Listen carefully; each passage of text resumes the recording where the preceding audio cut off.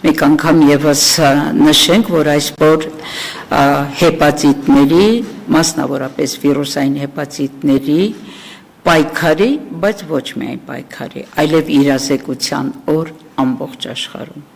Հուլիսի 28 այսօր ամբողջ աշխարհը նշում է այսօրը, կարևորում է այսօրը։ Համարենք, որ այսօրը համարվում է հեպատիտների դեմ պայքարի համերաշխության օր ամբողջ աշխարհում։ Օրը պատահական չէ, դա համարվում է մեծագույն գիտնական Բլումբերգի ծննդյան օրը, որը աշխարհում առաջի անգամ հայտնաբերեց հեպատիտ B վիրուսի մի մասնիկը Ավստրալիայի աբորիգենների մոտ եւ այդպես էլ կոչվեց ավստրալիական անտիգեն օրը նշված է հենց այս մեծ մարդու ծննդյան օրը։ Օրը կարելի է համարել ամբողջ աշխարհում համերաշխության եւ սոլիդարության օր, ինչու։ Վիրուսային հեպատիտները առ այսօր համարվում են առողջապահության համաշխարհային կազմակերպության գլոբալ մարտահրավերներից մեկը, եղել են, մնում են, դեռևս ինչ որ ժամանակ կմնան այդ մարտահրավերներից մեկը, ինչու։ Վիճակագրական տվյալներ ներկայացնենք։ Առ այսօր 296 միլիոն քրոնիկ վիրուսակիրներ ունենք ամբողջ աշխարհում, խոսքը վերաբերվում է հեպատիտ B-ին։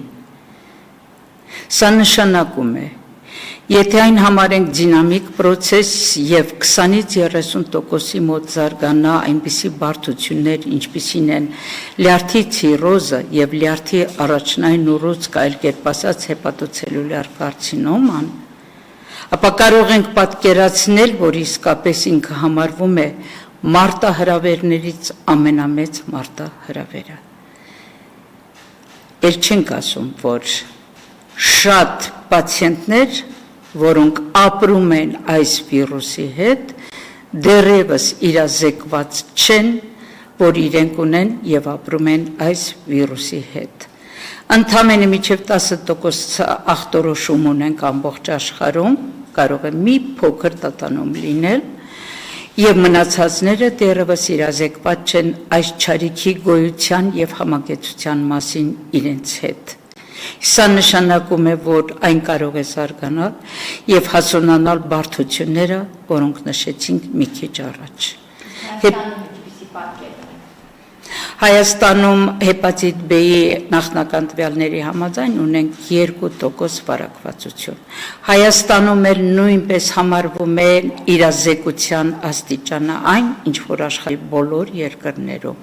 Այսինքն մեծամասամբ ինֆեկցվածները իրազեկված չեն իրենց համակեցության մասին այս վիրուսի հետ։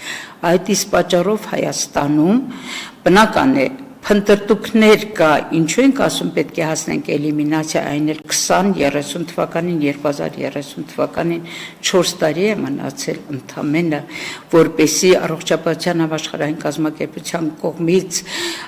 ուրեմն առաջարկված տարին կոչենք տարի առանց հեպատիտների։ Այդ իսկ պատճառով մեր Հայաստանում կան ստրատեգիաներ դրանց վաղ հայտնաբերման, ախտորոշման եւ բուժման համար։ Ինչ է այդ նորությունները վաղ հայտնաբերման համար։ Ցանկացած վիրահատական միջամտությունից առաջ դրված է հրահանգ։ Բոլոր պացիենտները, ովքեր կգնան տարբեր վիրահատական միջամտությունների, պետք է հետազոտվեն հեպատիտ B-ի եւ հեպատիտ C-ի վրա։ Եվ դրանք ոչ միայն վիրահատական, մանկաբարձական բոլոր հղիներն են հետազոտվում, այսինքն մենք ունենք թիրախային խմբեր, որոնք հետազոտվում են ի սկզբանե այս վիրուսների մարկերների համար, ժամանակի հայտնաբերումը, ժամանակին ճիշտ ախտորոշումը, ժամանակին բուժումը, սա է հաջողության երաշխիքը ամբողջ աշխարհում, այդ թվում եւ մեր հանրապետությունում։ 2% նշեցիք հեպատիտ B-ն նկատի ունեք։ Այո, հեպատիտ C-ն 2.2% վիրուսակիրներ, հեպատիտ C-ն կարող ենք ախտորոշել հակամարմինների առկայությամբ, սա դեռ վիրուսային ինֆեկցիա չէ, եւ կարող ենք ախտորոշել միայն եւ միայն վիրուսի հայտնաբերումով։ Նորից նախնական տվյալներով։ ոչ, երբ հիվանդության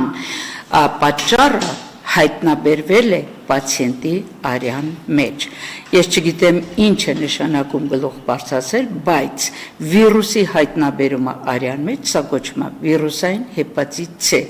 Թե ինչ կլինիկայով ինքը հանդես կգա եւ ինչ կլինիկական ախտորոշում կստանա, դա կարևոր չէ։ Կարևորը հայտնաբերումն է, բուժումը, դրանով իսկ երկու լուրջ նպատակ է կատարվում։ Առաջինը, կանխարգելվում են հետագա վարակները նման պացիենտից եւ երկրորդը, կանխարգելվում են հետագա բարդությունները տվյալ պացիենտի մոտ։